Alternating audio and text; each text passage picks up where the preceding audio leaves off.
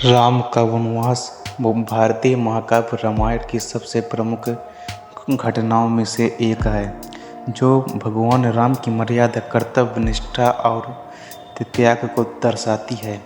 यह घटना उस समय घटित होती है जब भगवान राम को अयोध्या का राजा बनाए रखने की तैयारी हो रही थी। प्रारंभिक स्थिति में जब अयोध्या के राजा दशरथ के 4 पुत्र थे, राम, लक्ष्मण, भरत और शत्रुघ्न। राम सबसे बड़े और प्रिय पुत्र थे। उनकी माता कौशल्या थी, जबकि लक्ष्मण की माता सुमित्रा थी और भरत की माता कैकेयी थी। राम को उनके धर्मपरायण और मर्यादित स्वभाव के कारण अयोध्या का राजा बनाने का निर्णय लिया गया। जब कैकेयी ने वरदान मांगा, तब राजा दशरथ ने राम को अयोध्या का राजा बनाने की घोषणा की, तो पूरी अयोध्या में उत्सव मनाया जाने लगा। लेकिन कैकेयी, जो राजा दशरथ की सबसे प्रिय पत्नी थी, उनको उसकी दासी मंत्रा ने भड़काया। मंत्रा ने कैकेयी को याद दिलाया कि दशरथ ने एक बार युद्ध के समय कैकेयी को 2 वरदान दिए थे। मंत्रा ने कैकेयी को यह सुझाव दिया कि वह इन वरदानों का उपयोग भरत के लिए राजगद्दी और राम के लिए वनवास मांगने के लिए करे। कैकेयी ने मंत्रा की बात मान ली और दशरथ के पास जाकर अपने वरदानों की मांग की। कैकेयी ने पहला वरदान भरत के लिए अयोध्या का राज मांगा और दूसरा वरदान राम के लिए 14 वर्षों का वनवास मांगा। दशरथ इस मांग से स्तब्ध हो गए और अत्यंत दुखी हो गए, लेकिन वह अपने इन वचनों को निभाने के लिए बाध्य थे। जब राम को इस बात का पता चला कि उनके लिए वनवास मांगा गया है, तो उन्होंने इसे बड़े सहज और शांत स्वभाव से स्वीकार कर लिया।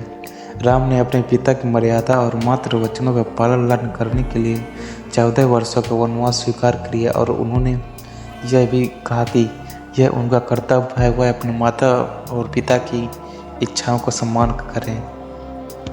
राम ने अपनी पत्नी और सीता और भाई लक्ष्मण से भी वनवास में उनके साथ चलने का आग्रह किया। सीता ने राम के साथ जाने का निश्चय किया, लेकिन वह अपने पति से अलग नहीं रह सकती थी।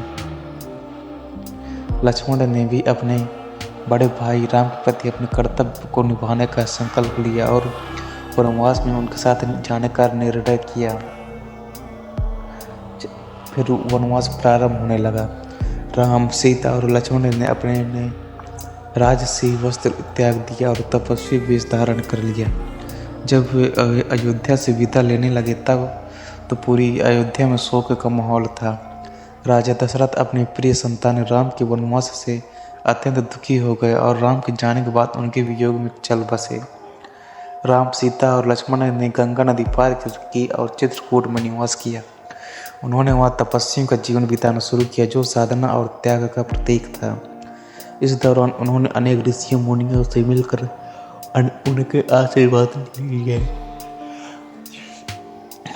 आशीर्वाद प्राप्त किए।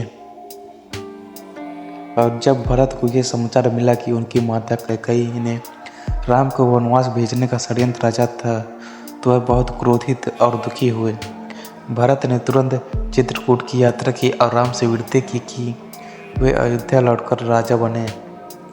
भरत ने यहाँ तक कहा कि वे राम के खड़ाओं को सिंहासन पर रखकर अयोध्या में शासन करेंगे। राम ने भरत को समझाया कि उन्हें अपने पिता के वचनों का पालन करना है और उन्होंने भरत को अयोध्या का शासन संभालने के लिए कहा। 14 वर्षों का वनवास होने के बाद राम और सीता और लक्ष्मण ने 14 वर्षों तक वन में रहते हुए अनेक कठिनाई का सामना किया। इस दौरान उन्होंने अनेक राक्षसों का संहार किया और धर्म की स्थापना के लिए अपने कर्तव्यों का पालन किया। वनवास के दौरान ही सीता का हरण हुआ और राम ने रावण के विरुद्ध युद्ध लड़ा। इसका निष्कर्ष ये निकला कि राम का वनवास एक महाकाव्य कथा है, जो धर्म, कर्तव्य और त्याग और मर्यादा की अनूठी भी मिसाल पेश करती है। राम ने अपने पिता के वचनों का पालन करते हुए 14 वर्षों तक वनवास सहन किया, जो यह सिखाता है कि जीवन में चाहे कितनी भी कठिनाइयाँ आए, हमें अपने कर्तव्य और धर्म का पालन करना चाहिए राम का यह वनवास उनके जीवन का महत्वपूर्ण हिस्सा है और उनकी महानता को दर्शाता है।